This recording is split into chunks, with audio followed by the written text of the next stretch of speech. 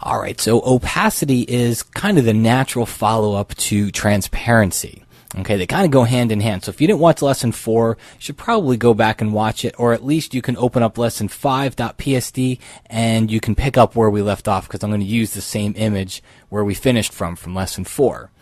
All right, so opacity comes into play. When you click on a layer, if you look in the top right, you're going to see that there's an opacity setting up there, and I'll zoom in for you so you can see it.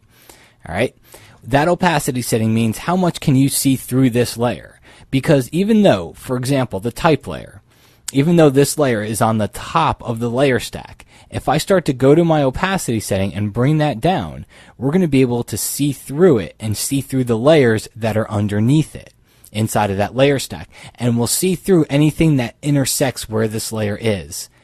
If you were to think about looking from the top down, you know, imagine this as like a overhead transparency. My college professors used to use them, those transparencies, and they used to stack transparency sheets on top of each other. Think of it like that. You're looking from the top down. Okay, and as I change the opacity, I can see through it. If I get all the way to the 0, it's almost like the layer's not there, even though it really still is. Okay, and that's where you get a lot of flexibility when it comes to using opacity. Now, one of the things that we can do here is actually start to bring in other images and change their opacity as well. So I've got a good demonstration here where if we bring in this pen that goes with the Wacom tablet, all right, so if I select all, copy, come into this image and paste this image in here, bring that image in. By the way, that's in lesson 5B, so make sure you open up all the images for this lesson. What I'm going to do is create kind of a fake drop shadow for this pen. All right, the way I can do that is if I hold down Command on Mac or Control on the PC and I click on that layer thumbnail, it's going to put a selection around it. I'm going to add a new layer on top of it, just a new blank layer. I'm going to set my foreground color to black and take my paint bucket tool and just click inside the pen. And let me zoom in so we can see this a little bit better. Click inside the pen and it fills it with black, and then I'll deselect. So now what I've got here is this black object. It's on its own layer. Remember, the pen's below it. I'm going to go up to the filter menu and blur this layer. Just go to filter, blur, Gaussian blur, hit it with like a 6-pixel blur. What's nice about it is that since we're using layers, even though I ran a filter on this, it's not blurring the entire image. It's just blurring whatever layer I had selected. And now if I move it below the pen, take my move tool, move it down a little bit, offset it, you'll see the shadow's still a little bit too harsh. And that's where opacity comes in. I can bring that opacity down, and now it looks like a more realistic drop shadow. Okay, and I'll use the move tool. I'll bring it in just a little bit tighter. So that's one example, to create these shadows under your objects by using different filters combined with opacity. You can make things look more real.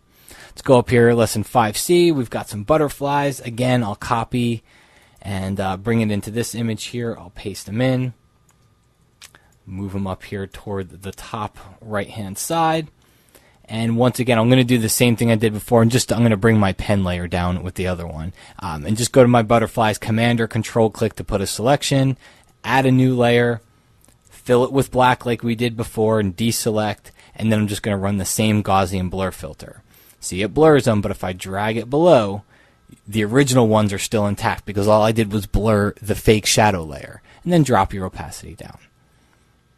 All right, and just like before, you can always move this around and kind of offset it just a little bit.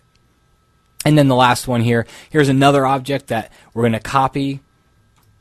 We're going to bring it into our other image here. We're going to paste it in and move it over toward the side. And notice what happens. It's all the way almost at the top of the layer stack. I'm going to bring it all the way up top. And notice it is going over some of the other layers. It hides those layers, but if I drop the opacity down, now I can start to see through it. And now I can make it more of a background image than something that was so distracting by having it bright and up front. So I can still have it to where the layer stack affects, look at where it is. It's on top of the text. I can still have it to where the layer stack will put it on top of the text because I like that effect. I just didn't want it to be so distracting when it was all white, so I dropped the opacity down. Which means we can still see it. The text does not go over it or cut it off or anything like that, but it's just less distracting. All right, a couple other things about opacity here. A lot of your tools have opacity. A perfect example would be the eraser tool. I kind of think the flowers in here, at least in the middle, are a little bit too distracting. I'm going to go down in the layers palette here, click on the flowers layer, and look up here when you have your eraser tool selected, you actually get an opacity slider. If it's at 100 and I erase, it erases everything, right? 100% opacity erases the whole thing. But if I undo and I drag this down to about 50%, now I get a more subtle effect. Now I can just erase parts. And the more I erase, the more times I keep clicking over this, the more I'm erasing the object. I'm kind of building the opacity downward instead of bringing it back up. So now I can feather these things in a little bit more subtly. And then there's another tool that comes in handy with opacity, and that is the gradient tool. Take a look at this shiny kind of effect that we have on that Wacom word right here. I'm going to put the same thing on the 101. So what we're going to do is let's select our lasso tool, and I'm very quickly just going to draw a wave. All right, just kind of think of it as a wave just like this, all right, just like that. And I'm going to bring it up around the top and bring it back with the original. Now, obviously this selection doesn't conform to the 101, and I want it to. So what we're going to do here is a little trick when it comes to selections. This really has nothing to do with layers, but it's a good trick for selections. And that is, I'm going to hold down Command Option Shift on Mac. All your keyboard modifiers, basically. So Command Option Shift on Mac, or Control Alt Shift on the PC. And then I'm going to click on the type layer here. See the 101 Wacom tips? I'm going to click on it and watch my selection when I click. See how it kind of intersects the selection to the text. So that's a little trick for you when you're making selections. You can go through and make it very big. All right, you don't have to try to be exact.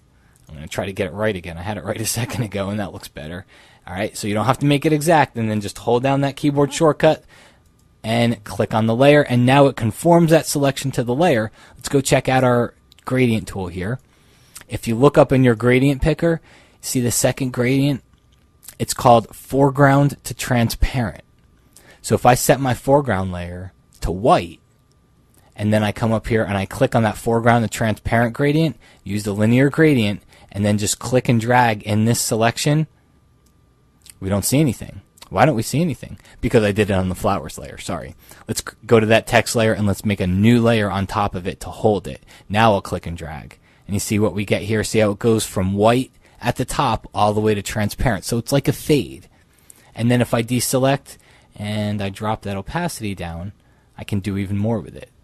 Okay, so if you don't get it right the first time, I actually want to drag it down a little bit more. Yeah, there we go. And then drop my opacity down. That looks a lot better, and now I get almost that same shiny look that I had on the letters. So there's lots of different reasons you could use opacity. You could use it in graphic design, like we are here. You can use it with photos by duplicating a layer of a person doing something on the duplicate layer, which we're going to do lots of in the rest of these videos, and then maybe changing the opacity to make the effect more subtle. So we're going to take a look at all kinds of stuff like that as we progress through the rest of the videos. But I do just want to make sure you have an introduction to what transparency and opacity are and how they work.